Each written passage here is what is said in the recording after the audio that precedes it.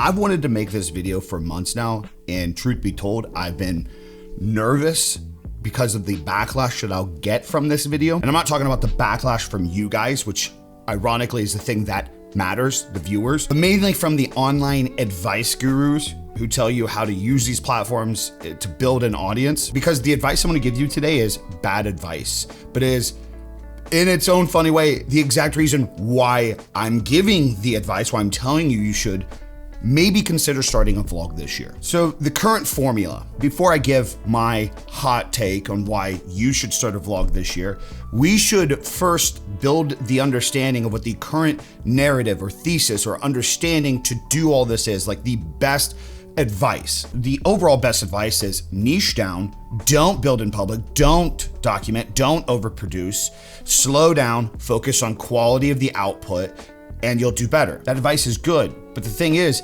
it's calibrated for a specific set of people that know what they want, people that already have something started. Like, this advice is really good to brands and businesses that are actually growing and scaling something. This is good advice for the content creator with years of experience that really wants to start taking this shit serious. The thing is, you're not converting or attempting to convert $100,000 in monthly sales.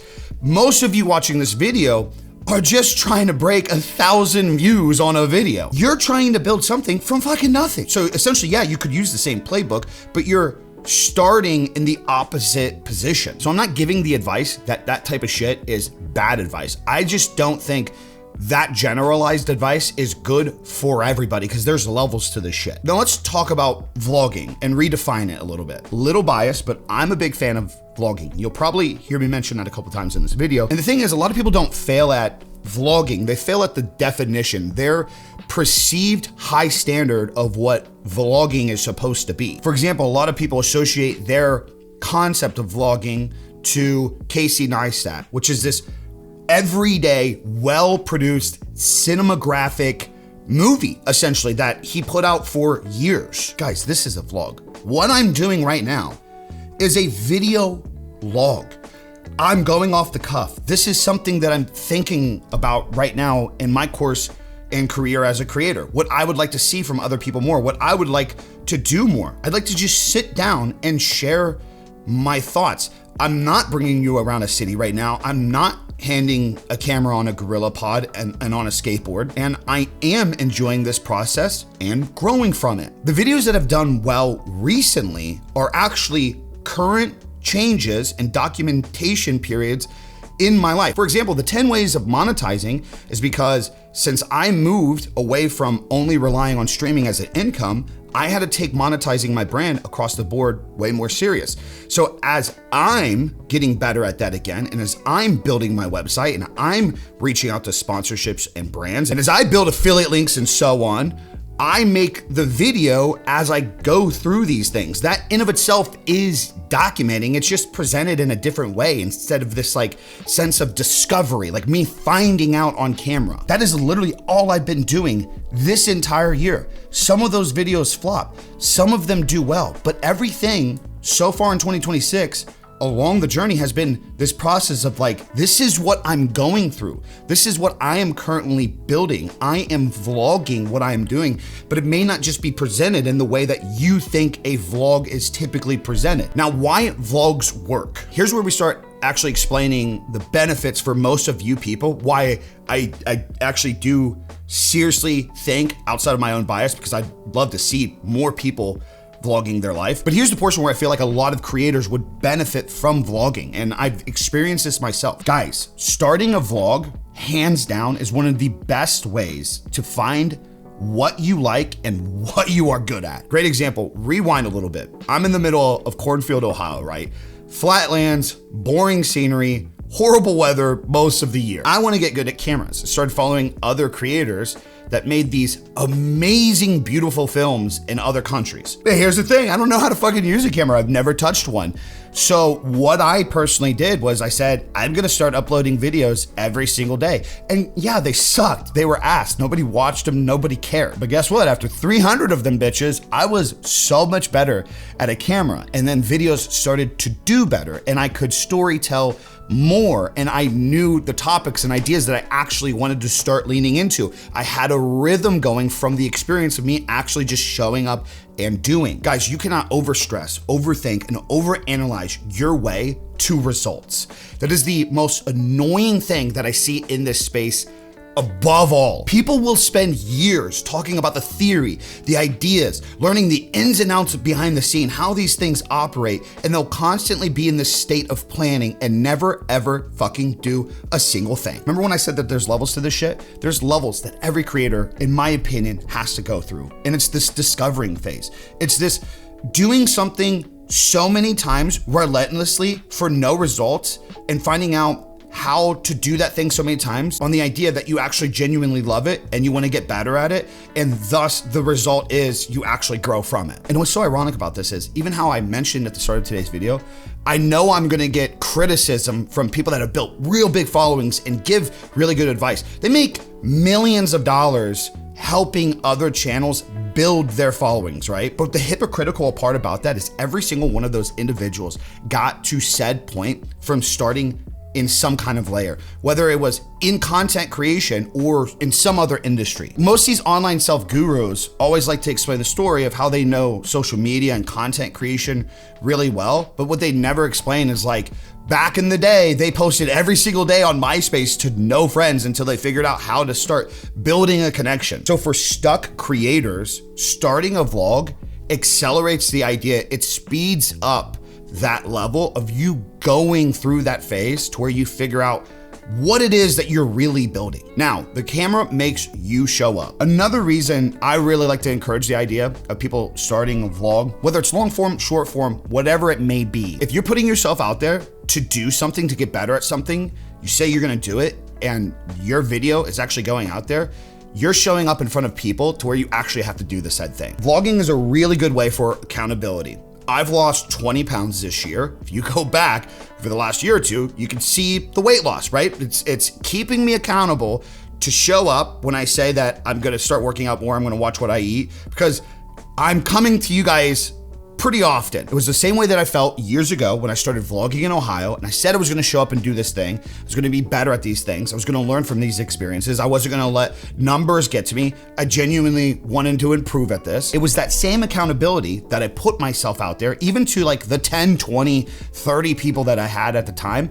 that kept me honest and kept me going. It pushed me to be better. I really love this idea that vlogging is accountability disguised as content. Like I would argue for a lot of people in general, vlogging in of itself would not just result in them being a big creator, right? But could result in them being a better person. I don't mean better person in terms of like being nice. I mean a better person in terms of a better version of yourself, showing up and doing the things that you actually say you're going to do. Okay, everyone's boring now. A double-edged sword over the last 5 years is as more people with experience started explaining how to do things more, like shit like this, like giving information back to those that are in need. As that's happened, more people have done it, so it's become more popular, which means there's more information than ever about what is currently popular, which means metas and trends end up becoming not a meta and trend, it just becomes normalized, and then it just makes everything fucking boring. What's funny is the current trend is